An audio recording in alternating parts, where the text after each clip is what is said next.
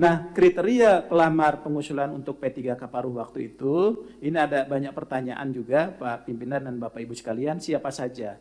Yang pertama adalah pegawai non-ASN yang terdaftar dalam database BKN yang telah mengikuti seleksi di 2024 namun tidak lulus. Ya, tidak lulus itu bisa karena formasinya tidak ada dan sebagainya. Kemudian yang kedua adalah pegawai non-ASN yang terdaftar dalam database BKN telah mengikuti seluruh tahapan, ya, namun tidak mendapat lowongan kebutuhan. Nah, yang terakhir adalah pelamar yang telah mengikuti seluruh tahapan seleksi P3K tahun 2024, namun tidak dapat mengisi lowongan kebutuhan. Artinya yang PPG R1 sampai dengan R5, R2 sampai dengan R5, itu memang memungkinkan sepanjang mereka mengikuti seleksi untuk diangkat menjadi P3K paruh waktu. Hanya saja memang harus ada prioritas Pak Pimpinan dan Bapak Ibu sekalian dalam pelamaran ini sehingga kita konsisten dengan kebijakan yang dari awal. Yang pertama, siapa dulu yang harus kita selesaikan? Itu non-ASN database BKN dan aktif bekerja di instansi pemerintah. Jadi ini dulu yang harus diselesaikan. Ya. Ketika yang ini selesai, maka baru kita ke non-ASN yang tidak terdaftar dalam database BKN.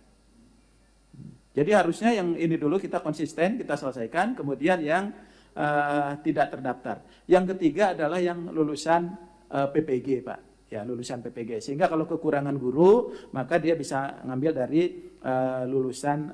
Bapak dan Ibu, ada juga dari data yang ditolak tidak diusulkan tadi, ASN-nya, itu kalau kita lihat 10 instansi yang paling banyak jumlah ASN-nya yang ditolak, sudah pasti ditolak menjadi bagian dari 66.000 itu, misalnya Kabupaten Mamuju, Provinsi Jawa Barat, Jawa Timur, DKI Jakarta, Kabupaten Tuban, Kota Malang, Kabupaten Sumba Barat, Kabupaten Bekasi, Kota Blitar, dan Kabupaten Boyolali. Ini yang 10 besar jumlahnya terbanyak. Yang di bawah ini masih banyak yang ditolak datanya yang sudah disampaikan oleh BKN ke. Ada hal yang mungkin perlu kita pertimbangkan, yaitu ketersediaan anggaran di daerah. Karena ini adalah masalah gap yang terjadi. Di satu sisi daerah sepertinya berkewajiban untuk memenuhi kebutuhan pengangkatan P3K itu sendiri. Nah, ketersediaan anggaran tadi penjelasan bahwa batang tubuh APBD di daerah-daerah itu bisa saja daerah menggunakan dana BTT.